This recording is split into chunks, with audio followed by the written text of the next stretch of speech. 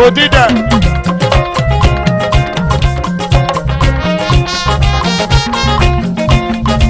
To baby,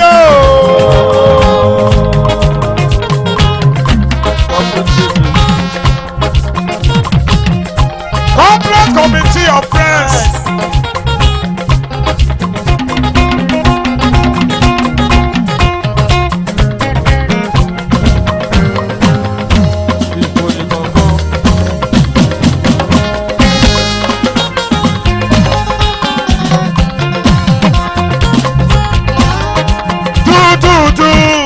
Do baby.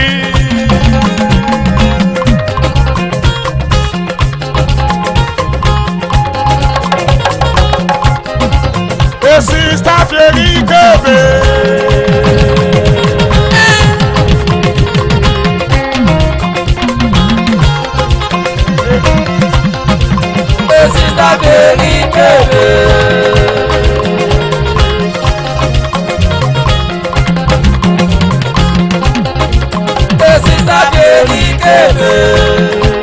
Corporate committee of friends. I give up on one.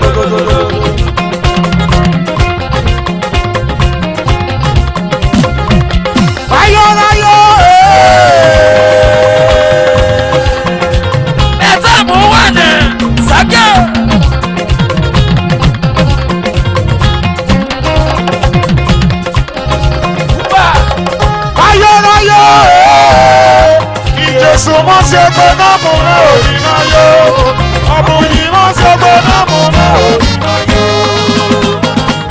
Aye aye, aye aye. Ije sumo se bonamo na orina yo, abuni mo se bonamo na orina yo.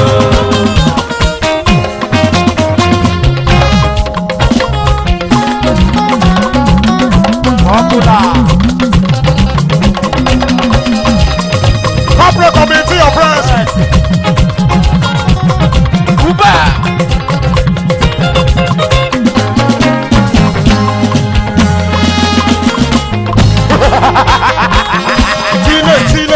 Tile. Corporate committee of friends. I give my more.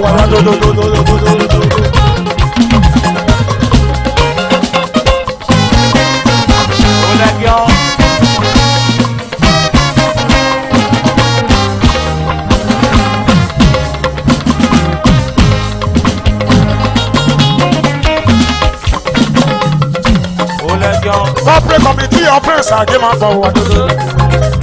Everyone who walk up, you go down there. Come over, Ghana boy, do baby,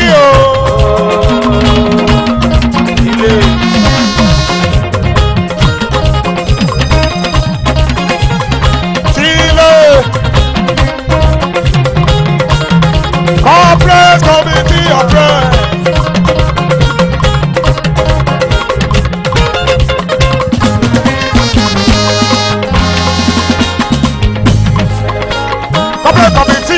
But to know and who why you go say Ambassador Amos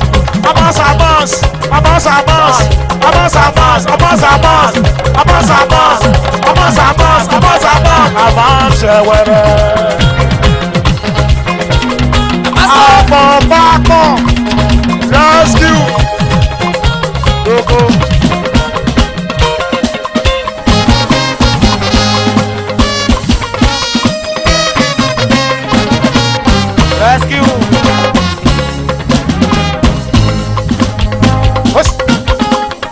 Chairman, reggae, Baba. Red Comrade Francis Aike, Chairman Committee of Reference, the Ambassador of Peace. Uba. This is the big. What's up?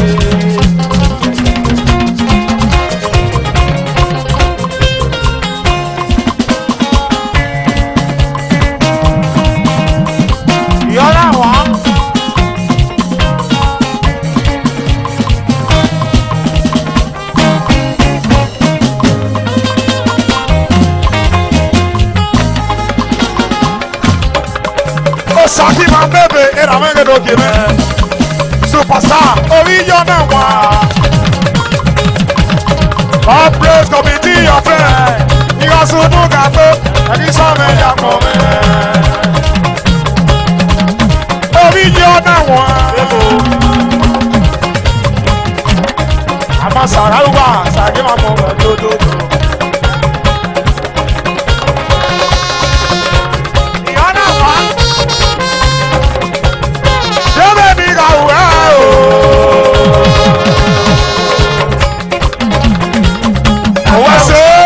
Valentino, Valentino,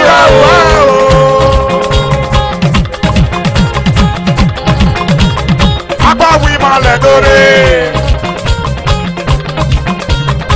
Oríyànà wọn wẹ́sẹ̀ o.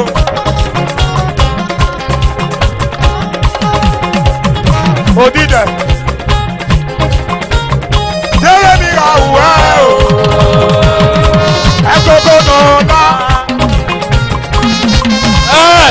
Brigila, Beno Giwajena, corporate ladies, Wagiwa Lawe, Waya, capable ladies, Wagiwa Lawe, Egena Jake, Diagoma, Wana Wayanota, thank you, capable ladies, Ukiesu Wakwe, Osakama Membe.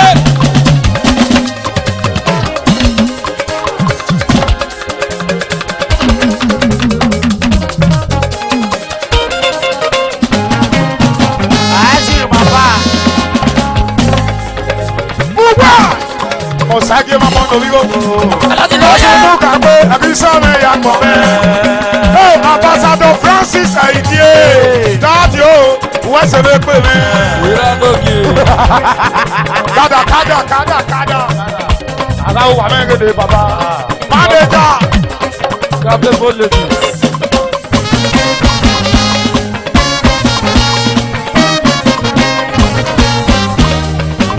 Ṣèṣẹ́ ẹ̀dá ẹ̀.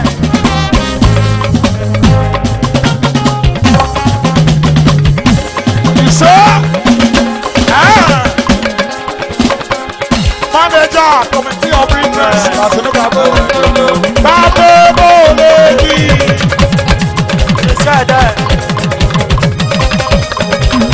What's up? No one in your life, no ya when you go to home. If I am Papa Sonobe, let's have a winner. Osake.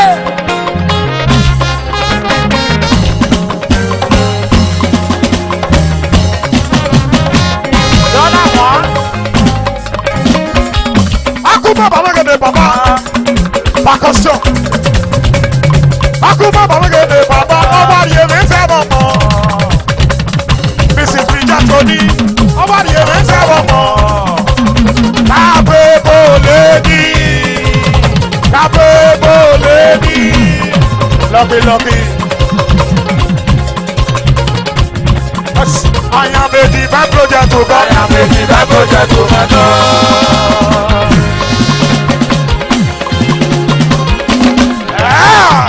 Capable ladies.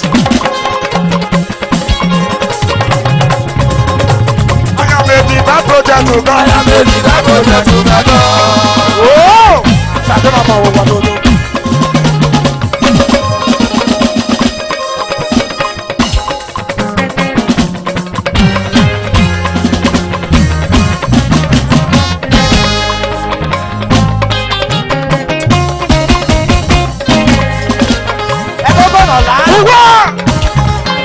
Capable ladies, ìjàgbá.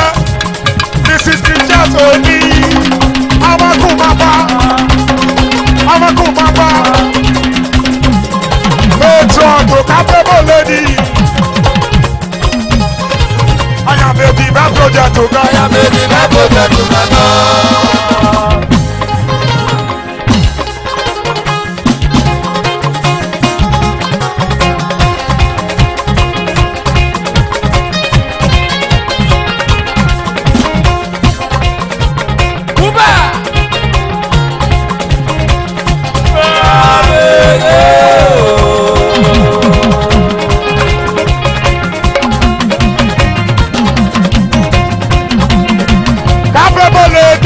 lady, Sade Mamo.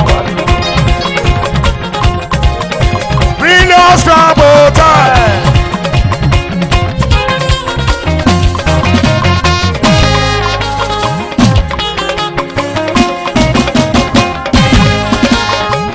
Capable ladies, Akuma Bamino Yoni, my patron, Igasunuka.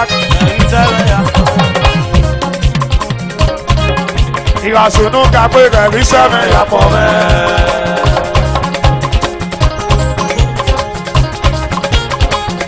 Igasunuka, we seven ya pome. Capable ladies.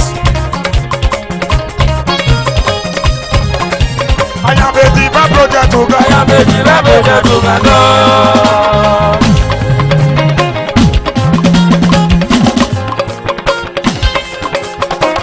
Capable lady, my wife so. Ijaba, Igasunuka, we seven ya pome. Jacarona, Dona. No, we don't know. No, ya me ni mo mo do come. If I am a person of man. Oh my God, Oh yeah, oh yeah, Papa, oh yeah, Papa, oh yeah, Papa, oh yeah, Papa, oh yeah, Papa, oh yeah, Capable lady. oh yeah, Papa, oh yeah, oh yeah, Papa, oh yeah, oh yeah, Papa, oh yeah, Mrs. Mijati, Papa, oh yeah, Mrs. Mijati, Papa, oh yeah, Mrs. Mijati, Papa, oh yeah. Capable lady. Capable, capable, capable, capable, capable, capable, capable, capable lady.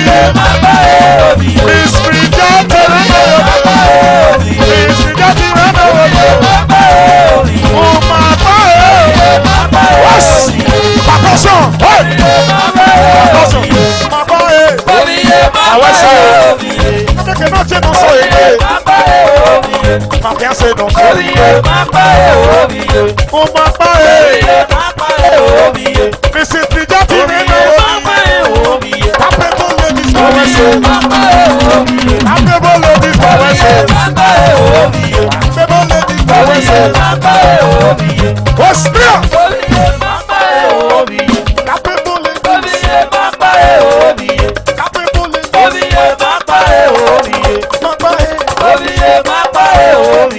Capable ladies. Oh my God. Ah ouais, c'est. Ah ouais, c'est. Only for me, my God. Capable, capable. Mamela mele. Mr. Monday, who can play the good avec elle? Papa, ouais, pour venir. Yes!